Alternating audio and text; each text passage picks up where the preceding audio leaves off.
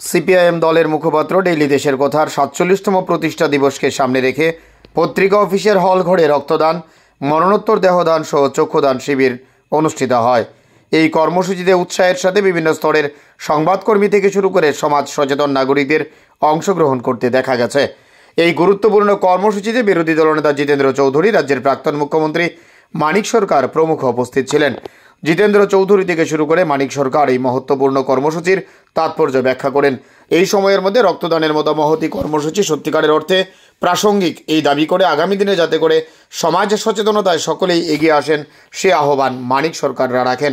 পাশাপাশি ডেইলি দেশের কথা পত্রিকা যাতে করে আগামী দিনে নিজের মতো করে লক্ষ্য পূরণের দিকে এগিয়ে যেতে পারে সে আহ্বান আজকের কর্মসূচি থেকে রাখেন মানিক সরকার থেকে শুরু করে জিতেন্দ্র চৌধুরী।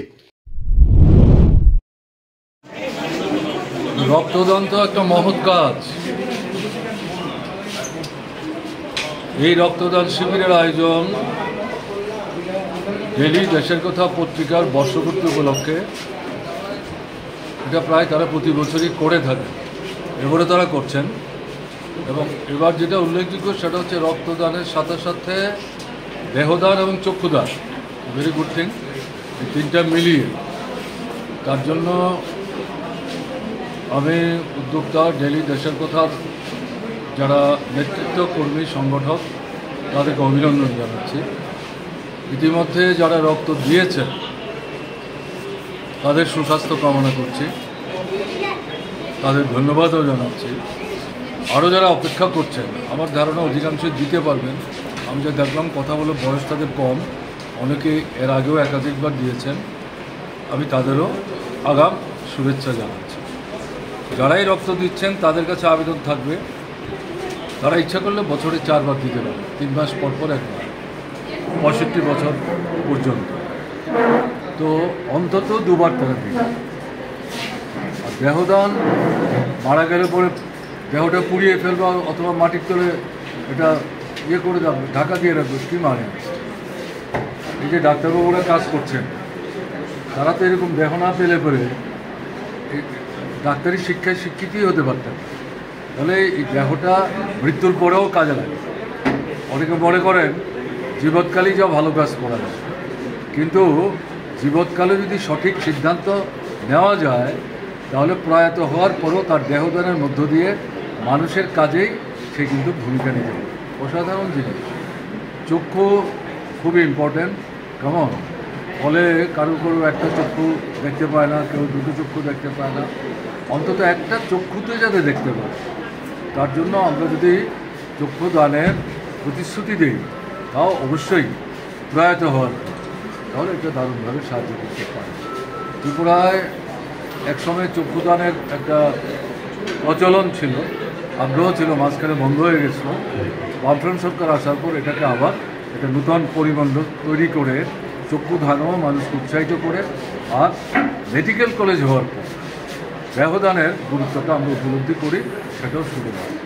তো সবটা মিলিয়ে এই কর্মসূচিতে আমাদের রাজ্যের সর্বত্র, বিশেষ করে যারা কম বয়সের ছেলে মেয়ে, তাদের তরফ থেকে উদ্যোগ নিয়ে এগিয়ে আসা দরকার। এবং এটা নিঃসন্দেহে একটি মহৎ কাজ, ভালো কাজ, মানব কল্যাণকর কাজ। এর সাথে সংকীর্ণতার কোনো সুযোগ নেই, রাজনৈতিক দলাদলিরও কোনো সুযোগ নেই। কাজেই সেদিক থেকে এই ধারা অব্যাহত থাকবে, এটাই আমার দৃঢ় বিশ্বাস। ডেইলি দেশের কথা এটা তো একটা লড়াই যারা করে, সংগ্রাম যারা করে, অন্যায়ের বিরুদ্ধে যারা এগিয়ে যাওয়ার চেষ্টা করে, ডেইলি দেশের কথা হচ্ছে তাদের মুখোমুখি। তারা জন্মের পর থেকেই লড়াই করছে এবং এই লড়াই করতে গিয়ে তারাও আক্রান্ত হয়েছে। ডেইলি দেশের কথার অফিসে আক্রান্ত হয়েছে, কর্মীরা আক্রান্ত হয়েছে, পত্রিকা ছেপে যারা আমাদের হকার বন্ধুরা তারা গ্রাহকদের কাছে দিতে পারেন না, তারা আক্রান্ত হচ্ছেন, এমনকি গ্রাহকরা পর্যন্ত বাড়িতে আক্রান্ত হচ্ছে। এই পরিস্থিতিতে দাঁড়িয়ে ডেইলি দেশের কথাকে দমানো যায় না। মাঝখানে একটা সময় বেআইনিভাবে পত্রিকার প্রকাশ বন্ধ রেখেছিল, কিন্তু কোর্টে লড়াই করে এই অন্যায় যে সিদ্ধান্ত এটাকে প্রতিহত করে আবার ডেইলি দেশের কথা চলতে শুরু করেছে। কাজেই এই ধারা ডেইলি দেশের কথা অব্যাহত রাখবে। তার সাথে এই যে কর্মসূচিটা তারা নিচ্ছেন প্রত্যেক বছর অন্তত একবার, এটাকে যুক্ত করে তারা, আমার যেটা ধারণা, রাজনৈতিক, সামাজিক এবং মানবিক মূল্যবোধের যে দৃষ্টান্ত তারা স্থাপন করছেন, এই কারণে তাদেরকে আরেকবার আমি অভিনন্দন